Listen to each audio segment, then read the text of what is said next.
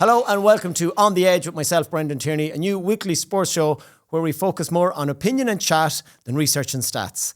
This week we're focusing on the GAA football season so far. We've a very special guest tonight, a Leitrim legend of GAA, one of the most prolific forwards the county ever produced, a career spanning over a decade, 100 appearances plus, and scored 400. That's according to ChatGPT. We'll have to check that with the man himself. And despite his county career being impaired in latter years, he's still very much active in the sporting scene. Locally here in Sligo, he's playing with St Mary's GAA and recently helped Cartron United to their very first ever Super League title. That's no surprise. This man used to play for Sligo Rovers. Emlyn Mulligan, you're welcome to On the Edge. Great to be here. Some very, very kind words there for Brendan. Well, thanks very much. Hold on, is ChatGPT, is it 400? Is that correct? I'll have to research that. But if ChatGPT says it, we'll have to go with it for now anyway. Yeah, I think you must have. Definitely the 5 goals definitely sounds like it's not as much as I think. Well, I remember scoring 3 against New York in one championship game, but a lot of people didn't give me too much credit for that. I remember the famous Colin Parkinson coming out saying it was against a pub team, so it shouldn't really count in terms of... well, we can bring that back to Woolley now. So I'd have to go back a couple of years, but There's a lot of fellas that scored against New York, big scores, so you score them, you don't. Listen, I take them wherever I get them. They don't come too often, but great to be here, Brendan. Thanks for having me. So, we're going to just kick into the season so far. This is our football championship season. What's your making of it so far? You've been watching loads of games, you've been at loads of games with RT and that, so what's your making of it so far, the highs and the lows? Yeah, I suppose, listen, from a spectator's point of view, there's no question about it. Trying to think back, even when I played myself, and definitely the last 15 years, it's attracted a lot more attention and a lot more positivity in terms of the openness of it, the higher scoring, the less blanket defences, obviously. Yeah. I suppose in terms of the structure of it, that quickness of going from a league straight into a Connacht Championship or Ulster or whatever, provincial, should I say, and then straight into the group stages. I think there's a lot of games coming thick and fast, and I think for a supporter's point of view, it's very hard, I suppose, to get up every week for this sort of, I suppose, listen, when you're going from league straight into championship, years ago there was a 7-8 week gap. I know. There was a buzz about it. There's a lack of media and nearly attention on some games, and even this weekend, for example, there's so many games all on at once, it's nearly hard to actually really centre in on any specific game when there's so much to play for. But all in all, I have to say it's a lot more positive. Obviously, with the new rules, there's tweaks to be made. I still think potentially down the line that have to be hopefully done sooner rather than later. Okay, we'll get to them in a minute then as well. But as a whole, you can't complain. I think the attendances are up, the interest is up.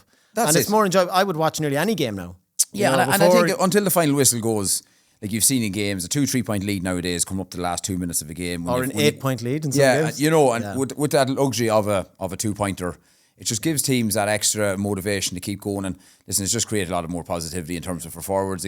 Obviously, we're seeing the best forwards again back in the game, and even older players come back, like Michael Murphy. If these rules hadn't been implemented, there's no way I'd like to see him be back on a pitch again. You think did he know last year? Someone said he was on the FRC and someone said he might have tweaked the rules for himself. Yeah, and maybe that is just a coincidence. But I just think in terms of space he's able to get now, and I know as you mentioned earlier, I'm still playing club football myself. I played at the weekend there, and the difference. That's what I was going to say. So now you've played some rules. Yeah. So what do you notice the difference? Because you've played for long enough, Yeah, like last weekend was my first full game. We played Clare here in a local club league game, and the difference, I suppose, for my body, I'm 37 years of age. And the frustration levels of just mass defences, trying to get space. I'm not quick enough anymore. And a kick pass would be a huge part of the game for myself. But it was just never, I suppose, feasible now with people playing 13, 14 It must have been horrible being a corner forward, especially a marked man like yourself playing at local club football. Yeah, level. And listen, the older you get, maybe you're not obviously as, I suppose, as much a threat. But I just found at the weekend, being able to, I suppose, subconsciously be that number 3 forward all the time that you don't have to go back past the halfway line obviously adds to it. But it gives me such a more of a rest that when I did get the ball, I could obviously think about scoring more. Yeah. Whereas I used to find very easy to put a quick defender on a good forward and just run him up the pitch consistently. And I found myself nearly in the full back line chasing men and just having the legs to get back up the pitch. And I suppose that's part of the game now, is just change, and I think it's for the better, obviously. And not to reflect on any manager you ever played under, but did you I don't want to be running back there ever? I assume your nature was. Yeah, but unfortunately, if your man is there, and no matter, you could have that. And there was days you'd pass him on to a younger lad to maybe chase him up the pitch, but at the same time, that split second of passing him over, he could be gone and got the ball. You know what I mean? So it was never in my nature, and people say that I would have always tracked, but it's just getting back up the pitch. I used to find it very hard just to get back up inside that scoring zone and try and kick it over the bar. Because you're tired taking that shot, and that can be enough to tweak it. Have you found it's easier to get on the ball? Have you more space? I know this might be a stupid question. Of course there must be more space, but are you actually finding more space? Oh, incredibly. When the ball broke down, let's say in our half-back line, automatically, if players are willing to kick the ball, and I suppose that is another disappointment. I haven't seen enough this year with the potential of kicking the ball. We just don't have a lot of teams doing it, and hopefully that will progress, because I just think players are over the last number of years, they're tuned into keeping possession, looking back. They're just not looking up, and the potential straight away with that first time kick pass is on for a lot of the better teams. But I just found, playing in that environment, that you were always an option, and it was always a one-on-one situation. And obviously, the longer you keep the ball and slow it up, you can get bodies back. But still, whether it be 11v11 in that area which used to be congested by maybe 28 players, So when you think back, it's gone to it's just, and it's just great for spectators. The amount of money, the amount of money people are paying to travel to games, staying overnight, like they need to have it's an entertainment game at the end of the day. And I know it's win at all costs the way it's nearly gone in terms of county level, but for supporters and people who are financially invested or families into this year on, year off, you want them to get some entertainment out of it and be getting into a car after a game, and even if they lose, say, that was a great game of football. I know, actually entertaining, and even club games now. And I've gone to watch a few. It's just different. And I think that's a hugely important part of it. While be it the players that are involved, yes, is to be end and end all, but it's embedded in our communities and our counties that people go to support your heroes and all, but they want to go and see a good game of football, and I think that's gradually coming back. Just in fairness to Jim Gavin and the team, they were tasked with making it the most exciting field sports game in the world or something. They're definitely on the right path. 100%. And there's a lot of question marks about putting in so many rules at once. Yep. But I think there is still time there and movement to change a couple of bits and pieces, Now, if we can't go past, because, I suppose one of the low points this year was Leitrim, your own home county. When no need to bring that up. No need to bring that up. Well, we couldn't let you through here without that coming up. So obviously, one of the games where they've refused to, or weren't able to field the team. And I know you nearly came out of retirement yourself. You put the call in there to do it, and I'm sure no better man, you would have definitely done it. We've seen Conroy, we've seen Michael Murphy, these lads still going around the same age as yourself. So I know you were very frustrated. You definitely seem like a real, genuine, passionate Leitrim. Yeah, I think that initial what came out was probably blown out of proportion to a wee bit. I had been in kind of touch with Stephen Poacher about different aspects, not about me playing around, but just different things about leading Leitrim in the right direction. And we had a couple of phone calls, so I probably thought I had the leverage to give him a call. When I heard that, I'd be honest, it really hurt. It's one of those things I always felt it would never happen in another county. And it's always why Leitrim, why us. So I just made the call to Stephen, and basically the way I said it was, listen, Stephen, if you can't get 5 players to play tomorrow, I'll play. And it wasn't that I really came out and going, people walking around town going to me, oh jeez, you didn't get it, and you didn't get a chance to play Mulligan. And I'm like, I generally didn't want to play, but I was just saying it as a point of view that I could get 5 other players and myself to tog out, to sit in the bench against Fermanagh, just to have the respect for the competition, respect for your county, your sponsors, and fulfil the fixture. And you still do a job too. Listen, I don't know. Back then, I don't think so. But that's where that came, and obviously, it did hurt, and I still think it wasn't the right decision, and that's my opinion. Again, as you mentioned, coming into the show, everyone has opinions, and that's just my opinion. It doesn't mean it's the right opinion. And talking to a lot of people, it would have been probably the common team. People were disappointed, and some people might have a different contrast on it, but. Going forward, obviously, they got their last win there against Tipperary in Tailteann Cup, which is good for them. Unfortunately, didn't progress through the group stages, but to show some positive signs. Ran Sligo close, obviously, as well, and ran Mayo relatively close in the championship. So I know, so they must be taking some. And who's your midfielder again? Larry McNulty, unbelievable, brilliant footballer, one of the best in the country at the moment, football and midfielders wise. And listen. Stephen might have taken my response to it as very negatively, but I've no ill feeling with Stephen at all, and he made a decision on his own grounds at the time, and listen, I wish him the best. Well, I think it's key for someone like yourself who's held in such high regard within the county and respected to go, no, I actually want to make an opinion on this, and it's disappointing because it ripples through, I'm sure, county board to club delegates to go, hold on now, maybe we should stand up and listen here and make sure this doesn't happen again. Yeah, and I feel, listen, I remember I made my first league debut for Leitrim was back in 2006, and when you're around a team for so long, you feel that you're entitled to have an opinion on it, and it's for the better of Leitrim. And I suppose when I see people coming in as managements from outside your county, no disrespect to them, but it doesn't mean the world to them about Leitrim GAA football. They're going to move on and forget about Leitrim, whereas we're going to be embedded for the rest of our lives. So you want it just to be looked after and put in the right direction, and to see any negative attention on it like that, the media attention it got, it's not what you want. You don't want to be in the spotlight for wrong reasons, and unfortunately that's what it was. But we move on. We move on, and we will move on here. So we're on about the new rules there, and what ones have you seen? If would you like to see changed? Because you've seen enough games and go, what's annoying you? Yeah, there's a couple. Obviously, I suppose first and foremost, there's been a lot of talk about the goal kick, the kick out, and the mark, and impeding the actual man that's catching the ball. I've seen a prime example, and I'm only obviously I've been around with RT last couple of weeks in games, and I've seen a lot of it. And obviously, in the nature of the game is an intensity's up. When a man catches the ball, it's very hard to just automatically think, oh geez, I need to stand off him here. There's going to be hands on, there's going to be physicality, but to reward that then with a penalty of bringing it 50 metres up the pitch, I just think it's it's extremely tough. And I seen it even in the club game the weekend. A lad caught it, man kind of stopped them. And sometimes there's two men nearly tussling for the ball and nobody knows who has Well, it. this is the problem. I suppose it is hard on the refs too to go, well, I blew, but does he have to give a benefit to go, hold on, lads, before the match go, listen, if I call it, I'll have to pause you for a second to say who it is in case you're confused. Yeah, because anything could happen in that split second and he could drop it or little things like that, I suppose. I think the 2-pointer in terms of going over the bar and the keeper touching it, reducing it to a 1-pointer, I think is just absolutely well, nutty. as a Galway man now, I can't complain about that. It saved us in a Connacht final. Yeah, and in but fairness, of course, anyone right-minded go, that's not right. But that came from Ryan Donoghue free, which was a massive free from 55 metres. To kick it, to even get it accurate, even with a breeze or nothing, put it over the bar just for Gleeson to touch it and then say, oh, actually, no, that doesn't justify a 2-pointer. There's absolutely no need for it in the game. I think if you get a 2-pointer, it's a 2-pointer from over the bar. Yeah, I did hear some, I think it was Eamon Fitzmaurice was saying on some channel, there's some technicality they were covering that if it was going in and it wasn't going to make it and a guy just half flicked it or something, oh, well, that'll give us a 2 now. So I think maybe there's that definitely was reason behind it in terms but of... when it's the goal, if it's a defender, dude, and the way Conor Gleeson did it that day, it was over the bar by all accounts that we've seen, so. And then it's very hard for umpires even to make that call, but all they're going to see is the hand on it.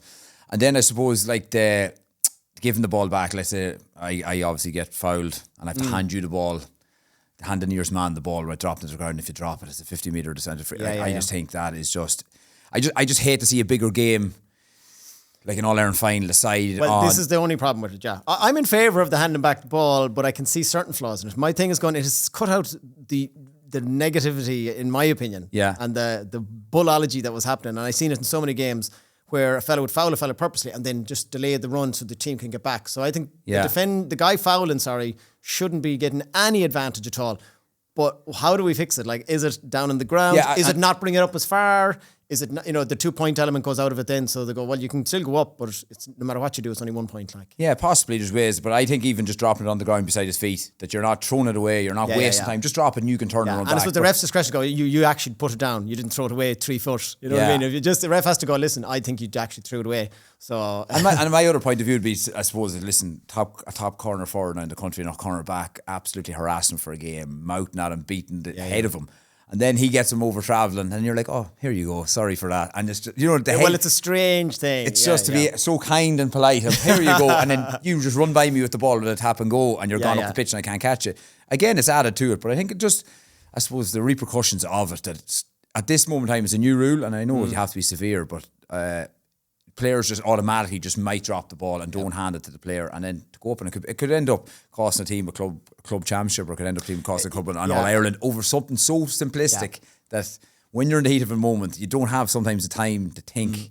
And I think that's when it become real into focus. It could be happening 20 times all year and no one will talk about it that much, but then if it happens in a big match, but I love the advanced mark. Okay, you probably love it as a forward, because it goes, if you catch the advanced mark, we're kind of going, keep playing, try and get a goal. And Dublin had a chance the other day and they didn't keep running and they didn't realise they had the advantage. Yeah. So I assume as a forward you're going, I love it. But the only thing is, I just spoke there briefly about it, there's been very little balls being kicked in, it's actually, since any of the game I've been at, I haven't really seen it being used. I was at the Donegal Cavan game last weekend with RT, and Donegal didn't kick the ball once in the whole game. Really? And Michael Murphy's inside on his own, I said 10 times. I've watched 2 or 3 Mayo games this year. Even you've probably kind of find a little more than that with the Aidan O'Shea and they're on his own around the square. The Aidan O'Shea one is bonkers. It's just bounce passes into the corner to him. It's a monster. He's playing great this year, and then for him to he will win most of the time. Yeah, I often find he's been marked by a fella. There's not many people the same height as him, anyways. Yeah, but he's from his basketball, his hands. That baffles me. How more teams, as you said, don't do it. And how many goals have we seen this year where a high ball gone in and it's flicked to the net? There must be 4 or 5 goals. Especially your own county. It's just against Derry last week. Against Dublin we got one as well. It's sloppiness, but it comes from, but the ball's in the threat area, but if you're not going to put it in there, and by use with these rules, is the use of a foot pass from 40 metres before defence can get back into position, and you have these men like Murphy, O'Shea, big men that, as you mentioned, there's very few fullbacks, cornerbacks that are capable of marking them on a high ball. I just don't understand how counties aren't using it. No, and I mean I play on a much lower level, but I played a couple of games this year, and as a defender now, it's way harder to be near your man. And it's kind of, you can also kind of go, fair enough, I can respect that the scorer should be scoring. It should be a fun, entertaining scoring game, and the defenders get their balance overall, but it's a forwards game now. You better put it over the bar. And as we've said, Dublin, even Galway against Derry, the amount of misses, you're kind of going, look, if you don't put that over the bar and you miss 16 chances or something, Yeah. you can't come back and blame the defence for letting in X, Y, and Z, like, you know. No, but other than that, yeah, listen, maybe the 2-pointer, I agree. I think the 2-pointer from play is brilliant. I suppose there is maybe a bit of talk of should every free kick outside it be a 2-pointer, you know, like, because I suppose the level players are at nowadays, and especially inter-county football, and like it's nearly a given free kick. It's nearly a given. Like you see, like even Rory Begg and these fellas off the ground, it's just flawless. And like, but then I suppose listen, it adds to it that you. Well, it adds to it. Like let's say Monaghan might be in the top 2 teams in the country, but they might level it up with. Yeah. And I suppose again we're going back to a spectacle for fans. You're going, oh, hold on, Begg can get a couple of 2-pointers here in a row. We get even if they still lose by a point or two, at least the game has become entertaining. So I suppose it just balances out things. And then like that goes on to referees then in terms of what they let go and what do they see. Like it takes yeah. sometimes some refs are taken out. It's just I think it was Christy McCaig talking during the week about refs need the manliness in the game to be let go a bit because otherwise it'll just turn into a free kick contest. Like, and he's right because if you can't get hands on lads around that 45 and if everything's a free, it's just going to be lads because the quality of Morgan, Begg, and these sort of men, Murphy off the ground, it's just yeah. Well, we watched the hurling the weekend. I know it's a different sport, but the ref obviously had a level of going, I'm going to let a lot go on both sides. There is a level, I think. But he did let it all go. And you're going, okay, overall, but as long as he's going, I can keep this balance throughout. Yeah. So it must be,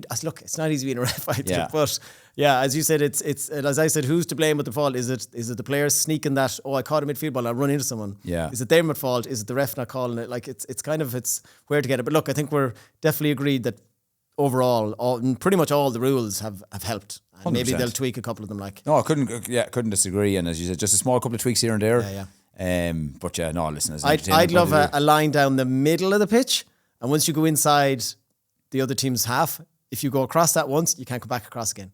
Like a basketball. Yeah, inside the arc you can cross, Yeah. but just to stop going back and over. Yeah, because it still happens a little bit. Yeah. But once you're in the other half, you can't go back and over one. I don't know how, it mightn't be that hard to catch. But anyways, as someone said even the other day to me, once you go in the opponent's half, you shouldn't be allowed to come back out. Yeah, and that would, like I seen, I think it was the Ulster final, like it's only goal against Armada, keeping the ball for 2 minutes, coming back, and that had really, I suppose, really put pressure on teams. And as you said, like there has, I'm not being critical of Ulster teams at all, but there was a lot of them games. It was still going back a wee bit to the old game. There's a lot of over and back around. Did Louth Did Louth hold the ball for the last that was that, 2 or and 3 that's minutes? it. You know, more. And as you said, if you had that little implementation, to say, so that's my proposal, Jim Gavin. I'm sure he'll be watching.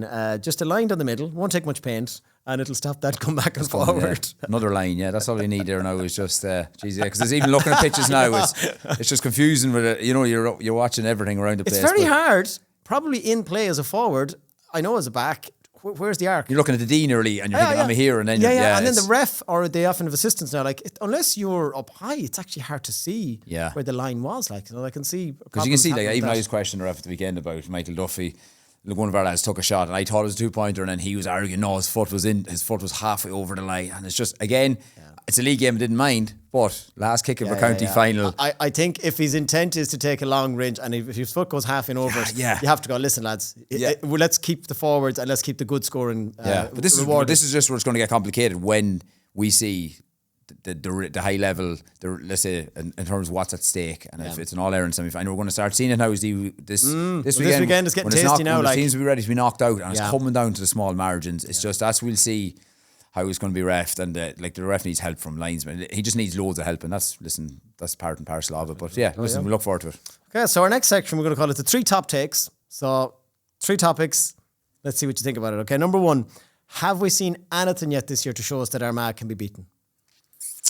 Can we see anything? Listen, I think we've seen this year that every team we've seen can be beaten. And I know in terms of, I suppose, Armagh are the team that Donegal, I suppose, obviously losing the Ulster final to Donegal. There was a period in that game that Donegal ate them alive in that first half that you could see there's definitely weaknesses. But as a whole, in terms of what they offer each other is in terms of commitment and everything, organisation, their aggression, like Rian O'Neill, I think if Rian O'Neill played that Ulster final, Armagh would have won that game. Yeah. I think when you'd have to imagine he would. Like, and if it's whatever issues were going on the outside with him, or else it was a tackle thing just to keep him and eventually bring him in for this sort of period, it's going to work wonders for him, because we've seen already in Croke Park his level of kicking, his level of passing.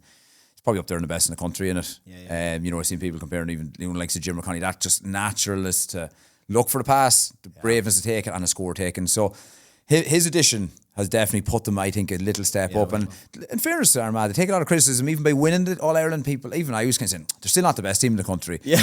Getting us to final again, still not the best team. But they've answered the calls, but you just probably know, like Kieran McGeeney and the way he was as a player and the backroom staff he has with Conor Gilligan, McKeever, Donny. Yeah. There's a ruthlessness in them boys, and I think outside noise means nothing to them, you know. And they've such a tight camp. They've dealt with other there's issues. Been lots of things over the last number of years, and even this year, yeah. Than that, yeah. And there just seems to fierce an awful togetherness with them, and it's going to take a good team to beat them.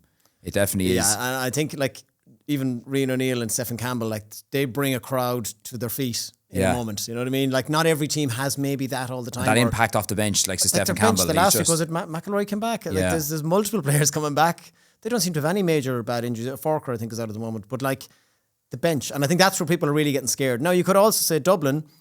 I watched it the other day, like the amount of easy misses. Yeah. You know, it wasn't like, oh, Armagh really got down on top of them. Like, so is that a chink in the armour? You're going, oh, is there something there? Can they be got at? Derry could have got 3 goals near the end, or were they switched off because they were like, what, were they 10 or 12 points ahead? So that's, you know, as a Galway man, kind of going, God, if we that's the question. Like, but 17 misses. There's still 17 scoring opportunities created. Like, and I suppose you have to look at that on both sides. I'm sure Armagh will as well to say, well, but again with the new rules, you're going to be giving up these opportunities. It's kind of who outscores. I know it's a cliche, but who outscores the other team. But they're high scoring games. It's going to be. But Dublin was just not like the Dublin we've seen of past. Like rush shots from Kilkenny, like Costello, just your Bulger, who buys it on any other given day. They're going over the bar. It's so alien to see this happening, like, you know. And then as you seen Rian O'Neill's long one, Rory Grugan got a beauty of a 2-point. So like you're kind of going, okay, well they gave up the chances, but when they're more efficient. Their efficiency was off the charts, like off the charts. Yeah. So they're listen, they're a great team to watch, and you said, as we mentioned, they bring a great intensity to it. And it's listen, they're all Ireland champions, and they're still there, and they're obviously top in the group is huge. And we've seen over the years with a game to go, and you know what?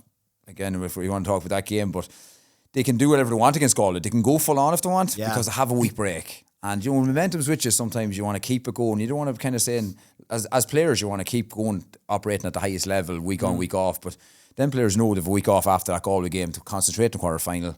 I think you'll see McGeeney thinking, right, there's an opportunity to put Galway out of this as well, potentially. I know, he doesn't want to beat them because there's never been much between. And you don't want to be losing games. Winning makes, it's a good habit. It's a good habit, as man says. Winning is a habit performed every day, and that's what they're drilled. So listen, they're an exciting team. Speaking of Galway, our second top take. Why does it seem every team seems to rise their game against Galway? This is as a disappointed Galway man the last couple of games. Dublin bet by Meath. Next thing they rise it against Galway.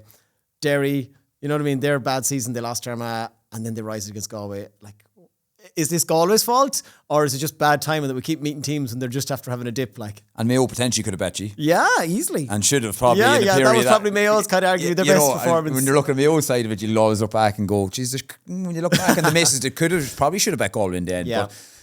But when you go into that game, even go back to that, like Galway winning that, obviously it was huge for them. But in terms of performance, like you take away Conroy's couple of 2-pointers at the start of that game, Mayo were the better team and they finished a lot stronger. And maybe that win covered over cracks initially of where they're at, possibly. Do you know what I mean? But listen, going up to Derry last weekend, that's like Derry know their backs against the wall, and this is their, this is no worse place to go. I was at it like it was. When you go through that goal or that Derry 15, they've some brilliant players, like, and never mind like Conor Glass, Rogers, Dare McGuigan, like they've some quality throughout that team.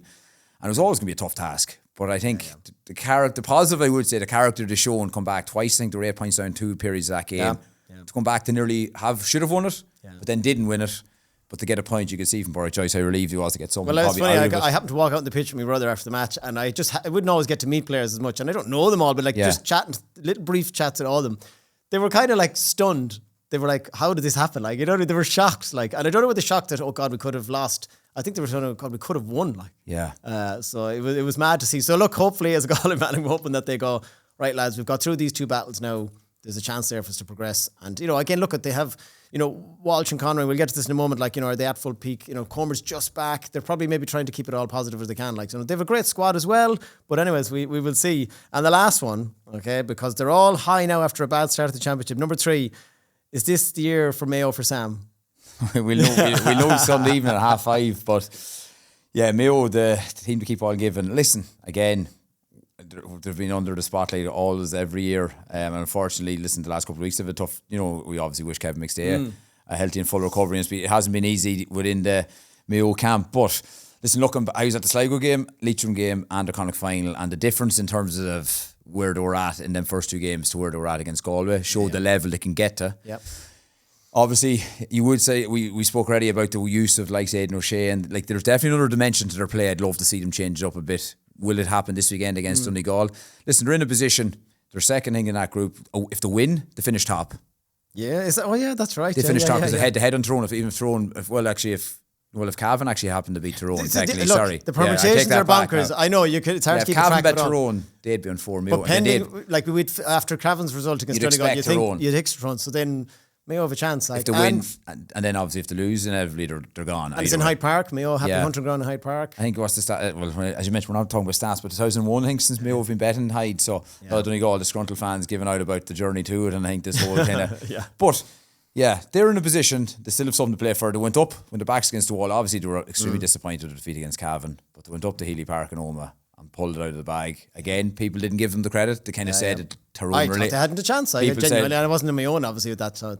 People said Tyrone were lazy and they hadn't. And again, Tyrone were after, previously beaten Donegal in Ballybuffet. And it is hard, I suppose, that these games come quick and fast to keep getting up to that level of high intensity. And we've seen it, and hence every good team, or all the good teams have actually lost the game. Well, I suppose you could kind of say Armagh, although they did lose. Yeah, Donegal but in the group stages, everyone else has kind of lost the game. So it's all to play for. They'll back themselves. That's one thing about them. Like when they do bring the heart and desire, and the likes of even Paddy Durcan being back in there.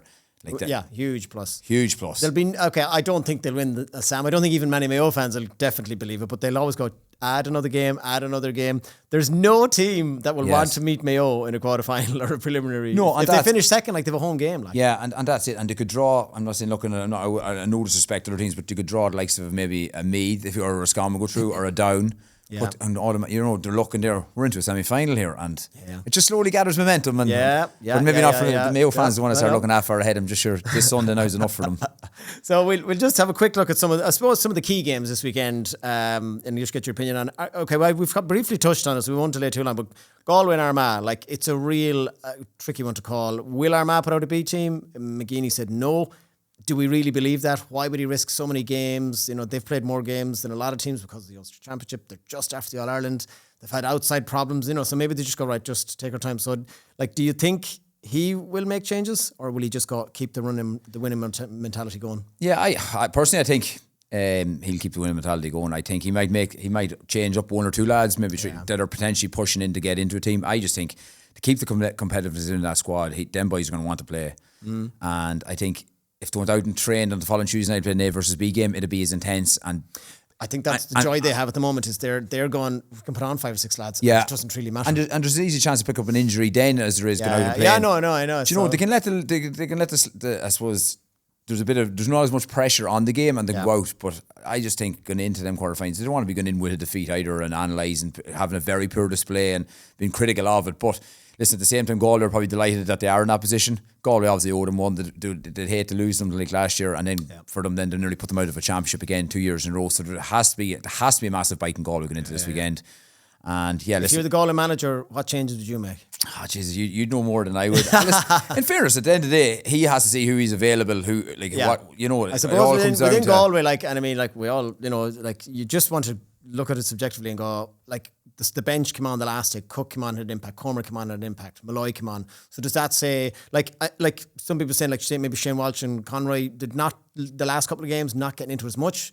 Are they the best impact subs you could ever have on a bench? Would they be better that way served? It's a very tricky. Yeah, and I suppose them players have been singled out, and I suppose like Paul Conroy's influence has been seen. And I even said I was doing commentary for Connacht final, like how Mayo didn't put actually a man marker, like a cornerback on Paul Conroy for the first half, and not let him shoot. Yeah. So like he's been singled out now, unfortunately, and it's a credit to him, a man of his age, 36 years of age. Yeah. He's been singled out as you have to stop this man, and then obviously Shane Walsh is along that. And I suppose if you get your matchups right, and Armagh do have potential good fellas to harass these men. Yeah.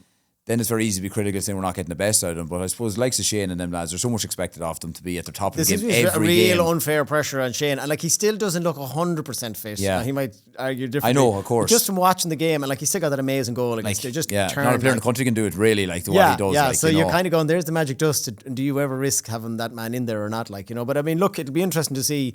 Again, obviously I'm maroon tinted glasses here.